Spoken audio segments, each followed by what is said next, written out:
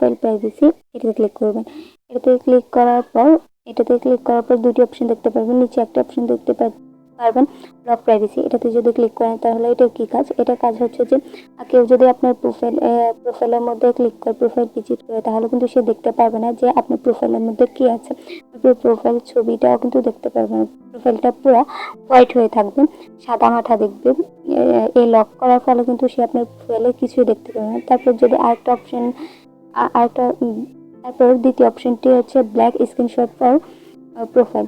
এটা যদি ক্লিক করেন, এটার কাজ হচ্ছে, এটাতে ক্লিক করবেন। এটার কাজ কি, এই যে ব্ল্যাক স্ক্রিনশট ফর প্রোফাইল, এটার কাজ কি, এটার কাজ হচ্ছে যদি কেউ আপনার প্রোফাইলে স্ক্রিনশট নিতে চায় তাহলে কিন্তু এই অপশন চালু করার ফলে কিন্তু সে আপনার প্রোফাইলে স্ক্রিনশটটা নিতে পারবে না।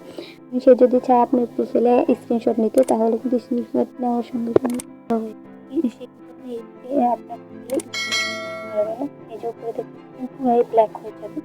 তারপর যদি আরেকটা অপশন আমি দেখতে পাচ্ছি, যে এই স্ক্রিনটা পুরোই ব্ল্যাক হয়ে যাবে। তারপর যদি আরেকটা অপশন আপনাদের দেখাই, ফার্স্ট অ্যান্ড লাস্ট অপশন যদি আমি দেখাই, চ্যাট এ কল প্রাইভেসি, এটাতে যদি ক্লিক করেন, এটাতে ক্লিক করার পর ব্ল্যাক স্ক্রিনশট ফর কল, এটাতে যদি ক্লিক করেন, এটাতে ক্লিক করার পর এটার কাজ কি, ব্ল্যাক স্ক্রিনশট ফর কল, যদি আপনি কারোর সাথে যদি আপনি ভিডিও কলে কথা বলেন, যদি সে ওই পাশ থেকে আপনার স্ক্রিনশট নিতে চায়, তাহলে কিন্তু সে স্ক্রিনশট নেওয়ার সঙ্গে সঙ্গে কিন্তু স্ক্রিনটা কালো হয়ে যাবে, মানে সে আপনার ভিডিও কলের স্ক্রিনশটটা কিন্তু নিতে পারবে না। যদি এই অপশনটা চালু থাকে তাহলে কিন্তু সে আপনার স্ক্রিনশটটা নিতে পারবে না।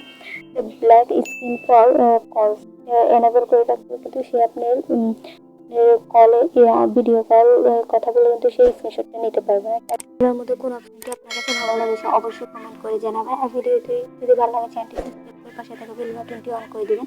আর ফেসবুক পেজ থেকে দেখে থাকলে পেজটি ফলো দিয়ে রাখবেন। আজকের ভিডিওটি এই পর্যন্ত, আবার দেখা হবে নতুন একটি ভিডিওতে। ভালো থাকবেন, আসসালামু আলাইকুম।